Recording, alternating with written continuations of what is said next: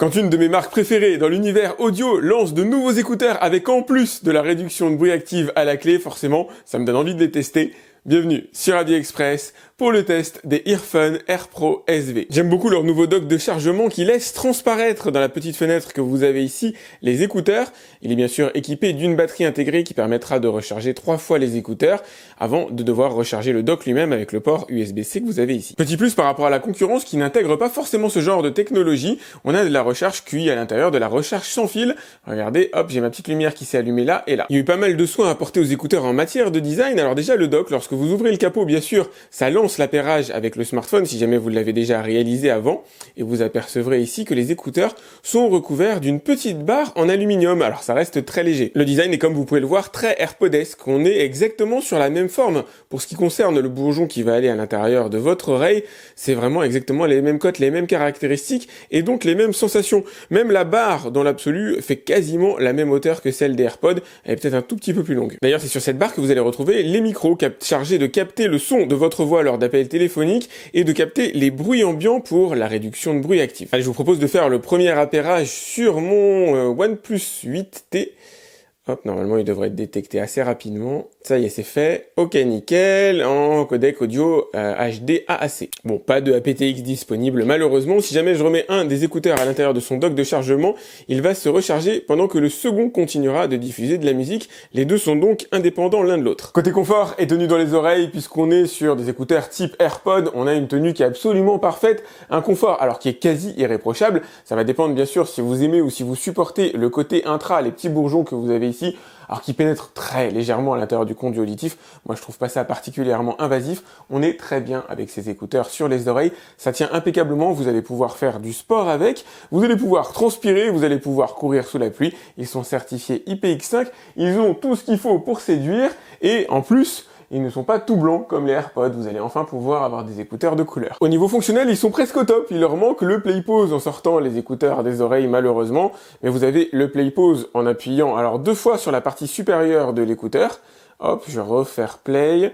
Si vous appuyez une fois, vous augmentez le volume avec la partie droite, vous baissez le volume avec la partie gauche. Si vous avez appuyé 3 fois, vous avez la piste suivante ou la piste précédente. En appuyant 2 secondes sur l'écouteur droit, vous lancez l'assistant Google, lance Katy Perry Roar sur YouTube. Et en appuyant pendant 2 secondes sur l'écouteur gauche, vous avez les fonctions de réduction de bruit active. On étudiera ça après. Ah, comme il fait pas trop moche, j'ai pas pu m'empêcher d'aller faire ces premiers tests en extérieur. On a un très bon niveau de puissance sonore à l'intérieur des écouteurs. Je pense qu'on est véritablement au plafond par rapport à la réglementation européenne.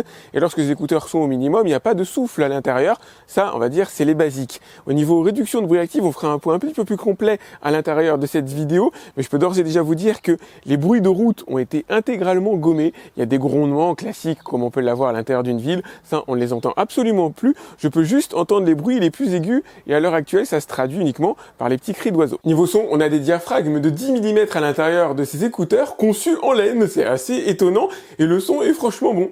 Vous les mettez sur les oreilles et tout de suite, alors on reconnaît la patte de chez Earphone, ils maîtrisent leur sujet, ils maîtrisent leur affaire. Lorsque vous avez les écouteurs, vous les mettez pour la première fois sur vos oreilles, vous vous sentez bien avec, il y a véritablement du bon son et on sent que c'est calibré pour pop rock et électro, on sent que la cible, c'est ceux qui écoutent ce genre de musique avec des basses assez présentes, assez prenantes, qui sont même activées lorsque le son est à un niveau, alors on va dire médium. Lorsque vous mettez le son au niveau moyen sur votre téléphone, vous avez quand même des basses et c'est pas le cas sur tous les écouteurs. Il y a du grondement, celui qui va faire plaisir à l'intérieur de certains films d'action. Il y a aussi de la basse sèche pour les musiques.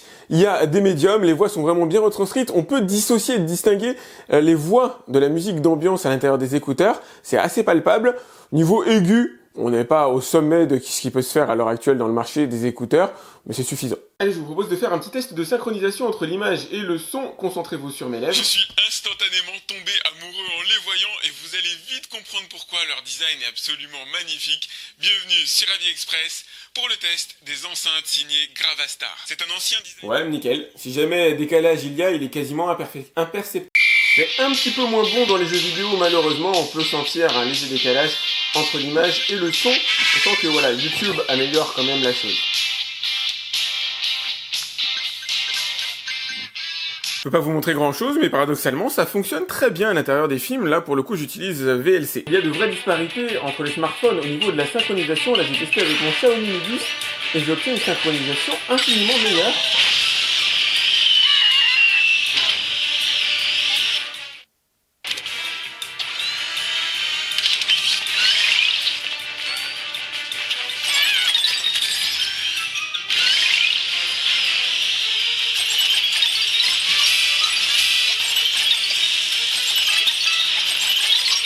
Si les écouteurs se sont montrés un petit peu frustrants vis-à-vis des jeux vidéo, ils sont par contre excellents au niveau des films, alors en lecture de MKV sur Netflix, etc., ou en lecture sur YouTube, comme vous avez pu le voir. Au niveau de la synchronisation entre les écouteurs et le smartphone, on a du bon niveau aussi. Si je mets mes mains comme ça pour essayer de cacher le signal Bluetooth, ça passe quand même.